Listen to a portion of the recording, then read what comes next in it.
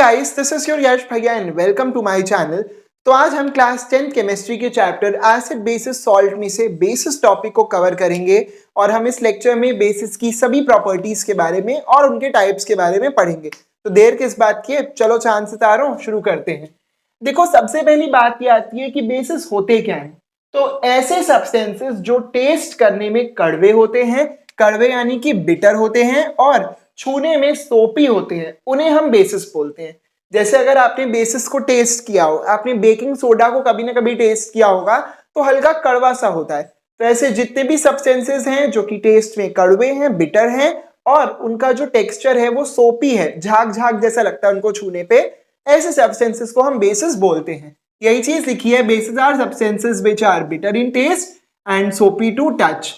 Example दिए हैं bases के, कैल्शियम हाइड्रोक्साइड जिसका फॉर्मूला CaOH होल ट्वाइस है और सोडियम हाइड्रोक्साइड NaOH। ठीक, अभी आपने देखा था लास्ट लेक्चर में कि जितने भी एसिड्स थे सब में हाइड्रोजन थी। जैसे HCl में हाइड्रोजन थी, जैसे H2SO4 में हाइड्रोजन थी, जैसे HNO3 में हाइड्रोजन थी। ठीक उसी तरीके से जितने भी बेसिस होंगे सब में आपको OH कॉमन मिल जाएगा। हाइड्रोक्साइड ग्रुप जो है वो हर एक बेस में प्रेजेंट होता ही है। ठीक, अब इसके बाद बात आ जाती है एल्कलीज की कि एल्कलीज क्या होती हैं। तो कुछ नहीं है, एल्कलीज भी बेसिस हैं, बस वो ऐसे बेसिस हैं जो पानी में सॉल्युबल है। यानी कि जितने भी ऐसे बेस हैं जो वाटर सॉल्युबल है उन्हें हम एल्कलीज कहेंगे। राइट, देखो यही चीज लिखी है, water soluble bases are called alkalis. Example इसमें भी कैल्शियम हाइड्रोक्साइड और सोडियम हाइड्रोक्साइड है। मैंने सेम एग्जाम्पल्स इसलिए दिए हैं जिससे कि आपको याद करने में कोई दिक्कत ना हो। अब देखो, एक नोट पॉइंट दिया है, ये नोट पॉइंट भी बार बार हमारा पीछा ही नहीं छोड़ता। नोट पॉइंट कह रहा है all alkalis are bases but all bases are not alkalis. देखो, जितने भी एल्कलीज हैं वो सारे के सारे बेसिस हैं। भाई एल्कलीज है क्या, वाटर सॉल्युबल बेसिस।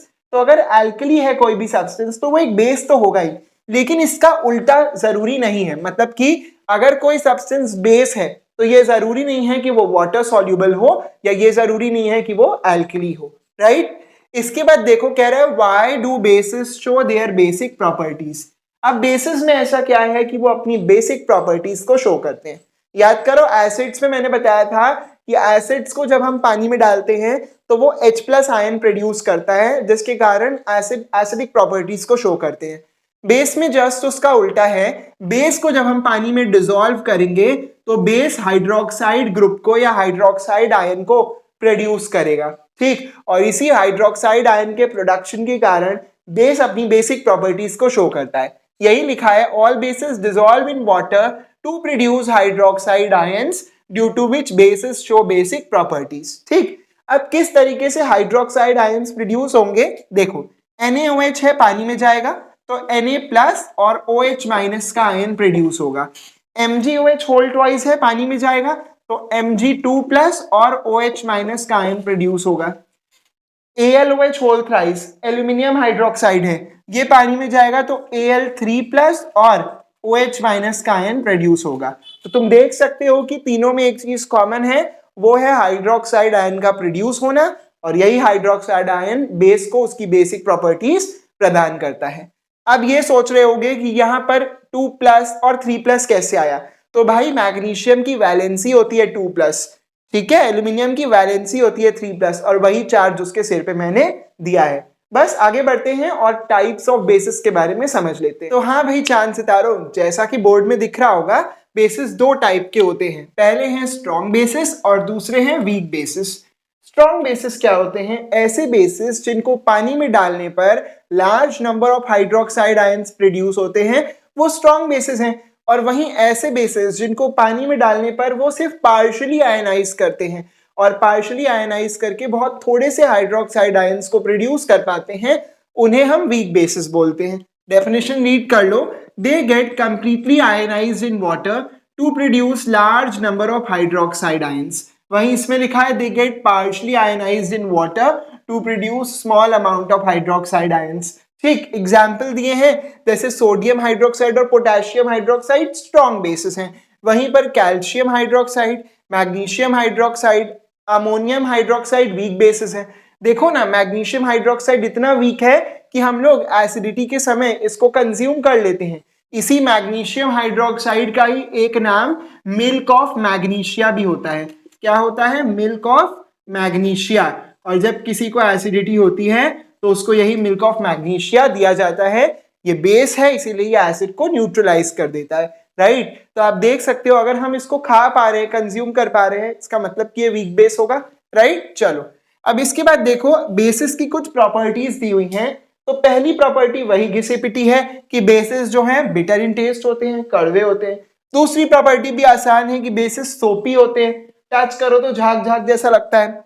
तीसरी है basis turn red litmus blue, कि भाई अगर हमारे पास रेड लिटमस पेपर है और उसको हम बेस पे डालेंगे तो रेड लिटमस पेपर ब्लू में बदल जाएगा। लास्ट है bases conduct electricity in solution due to the presence of OH minus ions in them. कह रहा है जो बेसिस हैं वो भी इलेक्ट्रिसिटी को कंडक्ट कर लेते हैं सोल्यूशन में, क्योंकि बेसिस जब सोल्यूशन में जाते हैं तो वो large number of OH minus ions produce करते हैं और इन्हीं OH माइनस आयंस के कारण बेसिस भी इलेक्ट्रिसिटी के कंडक्टर होते हैं।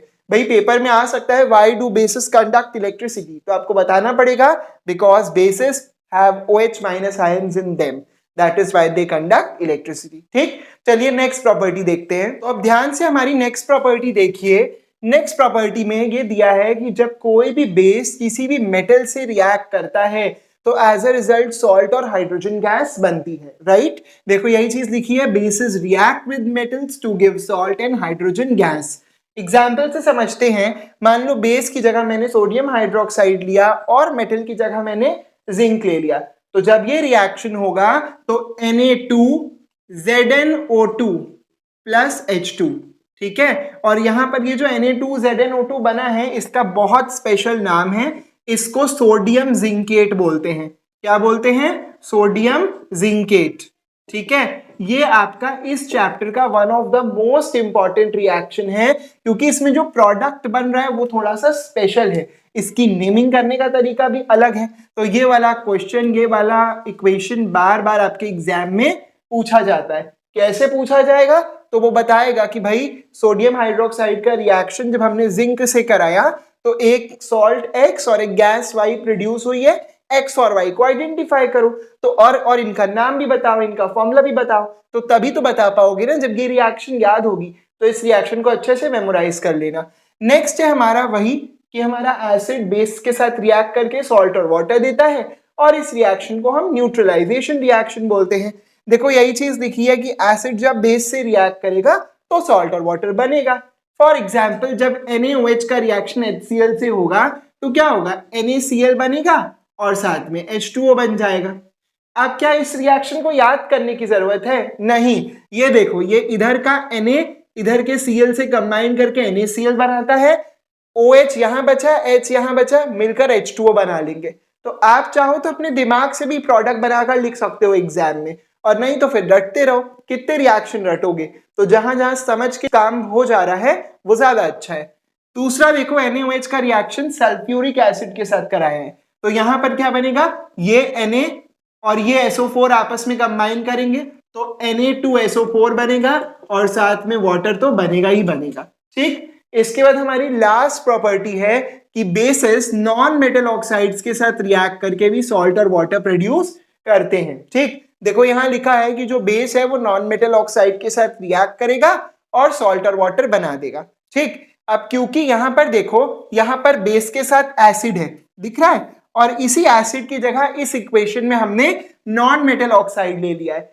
इस आधार पे हम ये कह सकते हैं कि जो नॉन मेटल ऑक्साइड्स होती हैं वो एसिडिक नेचर की होती हैं, ठीक। अब देखो एग्जाम्पल में अगर मैं नॉन मेटल ऑक्साइड की जगह कार्बन डाइऑक्साइड ले लूं, भाई कार्बन एक नॉन मेटल है तो उसका ऑक्साइड कार्बन डाइऑक्साइड हो गया। बेस मैंने लिया है कैल्शियम हाइड्रोक्साइड, तो जब हम CaOH होल ट्वाइस का रिएक्शन CO2 के साथ कराएंगे तो as a result CaCO3 plus H2O बनेगा।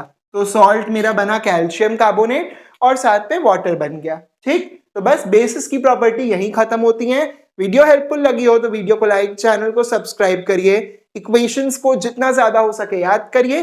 कोई भी प्रॉब्लम हो तो कमेंट सेक्शन में पूछ सकते हैं। मिलते हैं नेक्स्ट वीडियो में, तब तक के लिए स्टे ट्यून्ड।